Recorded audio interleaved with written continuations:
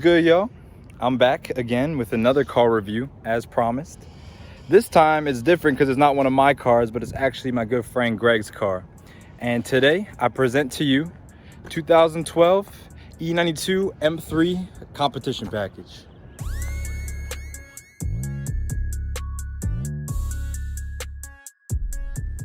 So what's so special about the E92 M3? Well, this is the fourth iteration of the M3, I believe. You got the E30, E36, E46, and then the E92. After that came, the F80, and then the G whatever. But this is the one we care about, and for a very special reason. This is the only M3 to have a V8. Not only does this M3 have a V8, it also has a burble tune, which you'll hear later in the video. And it has test pipes and a straight pipe, so it sounds mean. Other than that, we got some small cosmetic enhancements. We got this carbon fiber spoiler, very nice. Carbon fiber roof. This one is a slick top. This is the one you want, y'all. No sunroof, straight carbon fiber, very nice. So the competition package comes with the wheels. I believe it comes with the carbon fiber roof. I believe it does. And it comes with EDC, which is electronic dampening control, which allows you to control the stiffness of the springs. This is the package y'all want if y'all were trying to get an E92. But let's check out that mighty S65 V8. 4 liters, 414 horsepower, 300 pound-feet of torque. Not the torquiest, but revs to around 8,300. Beautiful. As I said before, it's a 4 liter. Basically, if you take the S85, which is in my M6, this is 1 cylinder knocked off of each bank. Feels about the same when driving. Sounds completely different, but the characteristics, the nature of the engine, the high revving, the no torque and the low RPMs, all similar to the S85. But as you can see, it actually sticks up further than the car, so the power bulge is in fact necessary.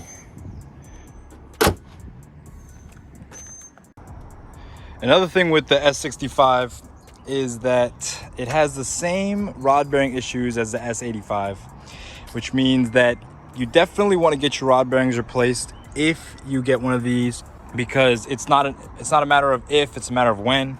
Same thing with the throttle actuators. Again, this has ITBs just like the S85, so you need to get your throttle actuators working right. Each individual throttle body has its own actuator, or each bank, excuse me, has its own actuator. So just make sure that you're looking out for those things, rod bearings, actuators. This is pretty much the extent when it comes to the S65. Of course, you're gonna have your general leaks everywhere, head gasket, oil pan, rear main seal, all that stuff, but that comes with a higher mileage car. This is 100,000 miles, and you can see heads are clean. So take that as you want. This car has been taken care of pretty well, so that also has to do with that. True fender holes, characteristic of an M. Although my M6 does not have them, but pretty much every other M car at least has them. M5, M3, M4. But if you're unsure as to if this is an M or not, unless they got replacement fenders, this is probably a good bet to tell that it is. Also, the M mirrors, characteristic of every M, only attached at the bottom, but it looks like it's attached at both points. It's an LCI, so you got the LCI tails. Everything looks great. And these giant tips for the straight pipe, which you'll hear in a second.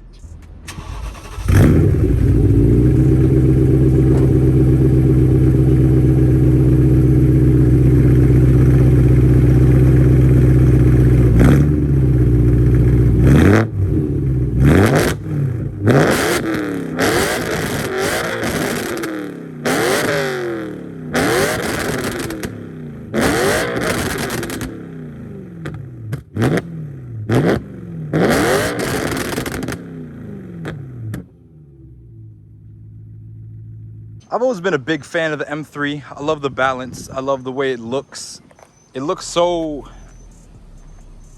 It's very posh and muscular at the same time. It's a muscle car in a tuxedo. In fact, I think this is the only car that is able to pull this type of situation off. It's the only car that has a mean sounding V8, but is also classy to be in. You could say that like maybe an Audi S5, the old ones, that could compete in terms of being classy and muscle car at the same time, but this one handles way better than anything it competes with. Handles better than Audi, handles better than AMG. That's because of BMW's perfect 50-50 weight distribution. Audis, you got the engine hanging all the way up here. Mercedes are just, I mean, if AMG Mercedes is cool and all, but the handling is just not there. I talked about it in my M6 video, and I was wondering why this car was so expensive when compared to the M6, and I think the whole reason because of that is because this car came in manual and DCT, which are two prime transmissions to have. The M6 either comes in manual, which is very rare. They're only made like 300 of them for the US, or you can get an SMG, which is super clunky. It's like getting a Huracan versus an Aventador. One of them has a single clutch and has much more theater and excitement. The other one is a dual clutch and is much more practical to run, cheaper to drive. So that is why M3 prices are going up right now. But yeah, these either come in DCT or manual. But I'm lucky enough to be able to be driving one with a 6-speed. Moving on to the interior of the E92 M3, you'll be greeted with the standard 3 Series E90 3 Series interior, which in my opinion is very nice. Very simple climate controls in the middle. You only have 2 dials. Very nice to look at, not much going on. Very clean interface. This is a double hump model, which means that it has the iDrive. But as I said, this is a 2012, so it has the best iDrive. You got the updated iDrive system. You can connect Bluetooth. Pretty much do anything with this car. It's a modern car. You can do modern things like listen to your music and whatnot. As I said before, this is a competition package, so it has the EDC, which is your electronic dampers. This car is a 6-speed. Very desirable spec, E92 competition package 6-speed. I'm not gonna lie, the throw is pretty long. It's a little bit longer than you would like from a sports car. They make a lot of kits to get a short throw with this, but stock it is kind of long, but that's how it is with most BMWs. Plus it feels kind of rubbery. So this car is one of the best specs you can get, black on black with the carbon leather. Which is an interesting touch. It seems kind of weird, to be honest. It just feels like a weave, but I guess it's made out of carbon. I don't know. I got the window sticker right here. At a cost of $72,000. This came with Jerez black leather, premium package, competition package, and that's about it really. You don't really get that many options with this car. As I said, it is a 3 Series at the end of the day. We got the classic E-Series gauges. As I mentioned before, my favorite set of gauges. These analog gauges with just 2 dials and 4 gauges. Got the speed, RPM, gas, oil temp. That's all you really need. Thick steering wheel. This car actually has pretty heavy steering because it's tuned. They tuned the servo. I guess that makes more power available for the engine. I don't know. Steering is really heavy. 3 Series steering is already pretty heavy, but this one in particular is really heavy. Center console, pretty standard. You got the, it looks like it's a split opening, but it's not. Just the one opening. But finally, you know I had to mention the cup holders. The M6 cup holders were atrocious. These ones are a little bit better, but more funky. All right, so we got the passenger one right here. Look how complicated this is. You got so many moving parts for one cup holder. Passenger cup holder, it's all good. Driver's side cup holder though comes and meets the driver, as you can see. Same complicated mechanism, just at an angle. One thing I don't like about these cup holders is their location, and not because they're just in a weird spot, it's because they're so high in the car. So usually you have a cup holder that's down here, right? So the center of gravity for the cup is low, right? So the drink doesn't move as much. But up here, for some reason, the car seems to rock the drinks a lot more. And on top of that, because they are higher than everything else, if you spill, it's gonna spill onto things down below, like your stick, the iDrive controller, your legs. It's just a weird place for a cup holder. It seems so much like an afterthought, as cup holders are for BMW. But other than that, This interior is pretty simple. The back seats actually have more space than my M6, which I'll show you in a second. So this car is a little bit more practical. These seats are really nice though. You got this stitching, this line going down the bolsters on the side, as well as on the outside of the bolster. I really like this part of the seat right here, this little folded part in the middle, and especially with the stitched headrest with the M logo embossed. Looks a lot better than my 6. But let me show you how to get in the back. I can already tell it has way more room than my M6. But look, so easy, man. Just hop in. Wow. Wow. Look how roomy this is, man.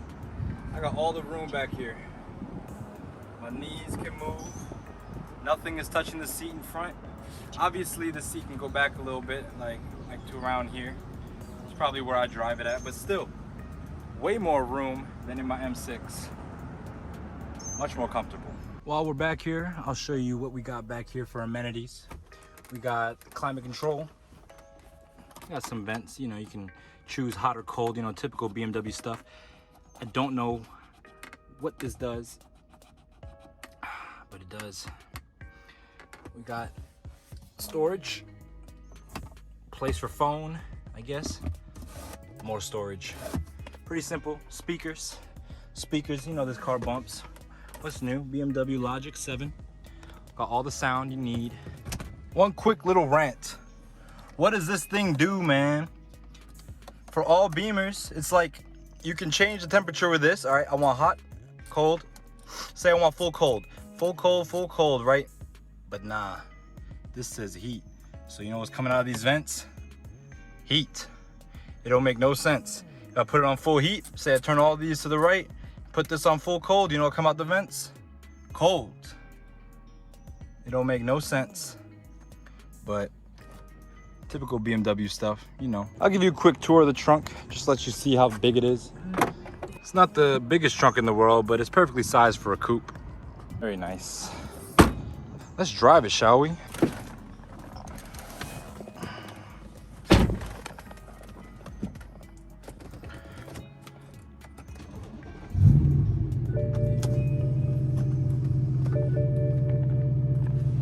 This thing's thirsty. So what's it like to drive the E92 M3? Clutch in. Goddamn. Well, if you've ever driven a 3 Series, it feels similar, but everything else is different. The sound is one thing, but the steering feel is heavy. Everything in this car is real heavy, and even though it's such a tiny car, the sound, man. Sound is where it's at. Let's go see what it's like on the road. Get out of this industrial park. We can rip through the park for a little bit.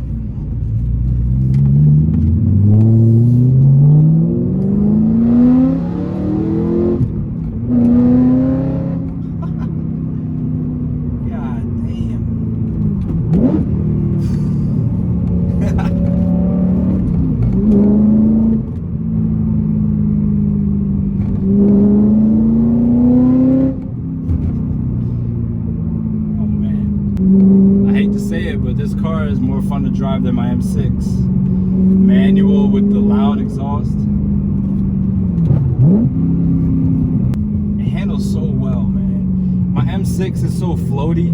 This thing is, I mean, it is still a little floaty because it's on stock suspension, but it just feels so much more planted. When you go over bumps, it takes so much less time to recover, so much less time to settle back. My M6 would like float around for a little bit. And granted, that was more comfortable than this, but this is just way more fun. It's pretty easy to heel toe. Granted, I got big feet, so it's more like a side to side foot, you know, not like a heel toe, but like a pinky toe and big toe type thing, you know. But it's actually really nice to drive this car.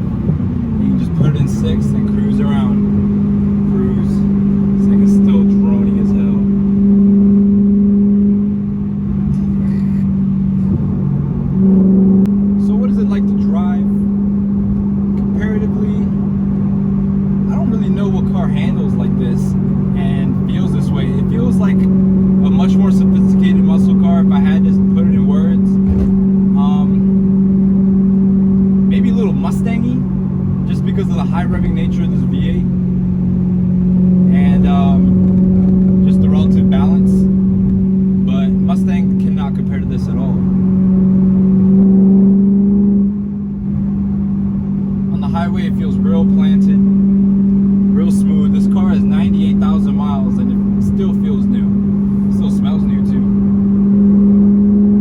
But as you can hear, it's a little droney. One thing I really don't like about the driving position in this is how high you are. It's kind of weird to have your shoulders like this high compared to the belt line of the car. I tried to, this is actually how low, it's the lowest setting. I can raise it, and as you can tell, I'm getting pretty up there. I don't know who would sit at this level. It's ridiculous. But as I said, the E90 series I think had a problem with the riding position was way too high. That and the same thing with the E46. Just your riding position was like sitting up like this. The E90 is a little bit different, but my M6 is like, the belt line is here compared to mine. I can sit with my neck just barely above the neckline or the waistline of the car. And that's really how I like to sit, especially being behind. God damn, this is loud.